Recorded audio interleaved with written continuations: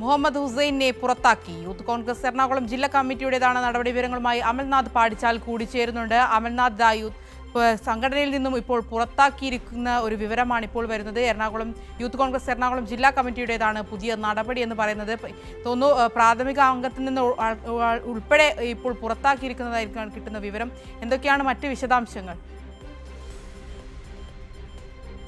Saranya, youth Congress Ernakulam ജില്ലാ കമ്മിറ്റിയുടെ പ്രസ്താവനയാണ് നിലവിൽ ഇപ്പോൾ പുറത്തു വന്നിരിക്കുന്നത്. യൂത്ത് കോൺഗ്രസ് പെരുമ്പാവൂർ നിയോജക മണ്ഡലത്തിലെ അറക്കപ്പടി മണ്ഡലം കമ്മിറ്റിയുടെ കീഴിലുള്ള വലിയകുളം യൂണിറ്റ് ഭാരവാഹിയായ ഹുസൈൻ KH എന്നയാളെ സംഘടനയ്ക്ക് അവമതിപ്പുണ്ടാക്കുന്ന പ്രവർത്തനത്തിൽ ഏർപ്പെട്ടതായി അറിയാൻ കഴിഞ്ഞതിനാലും മണ്ഡലം കമ്മിറ്റിയിൽ നിന്നും രേഖാമൂലം പരാതി ലഭിച്ചതിന്റെ അടിസ്ഥാനത്തിലും പാർട്ടിയുടെ മുഴുവൻ ചുമതലകളിൽ നിന്നും നീക്കം ചെയ്തിട്ടുണ്ട് എന്ന രീതിയിലുള്ള ഒരു പ്രസ്താവനയാണ് നിലവിൽ പുറത്തു വന്നിരിക്കുന്നത്. നമുക്കറിയാം, കഴിഞ്ഞ ദിവസം കാസർഗോഡ് നിന്നും പിടികൂടിയ ആ ഒരു ലഹരിയുമായി ബന്ധപ്പെട്ട് 2 പ്രതികളാണുള്ളത്. അതിൽ ഒന്ന് ഇപ്പോൾ ഈ ഹുസൈനും അതോടൊപ്പം തന്നെ അബ്ദുൾ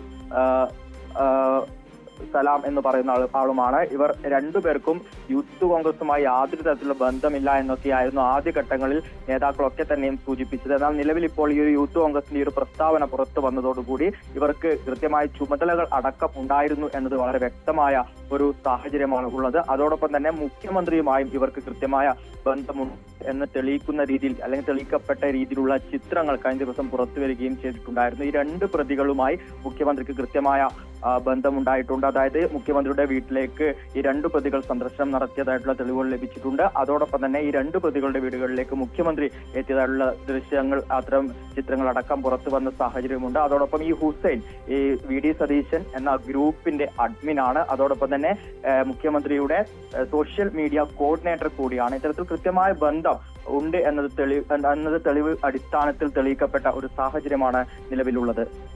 ശരണ്യ.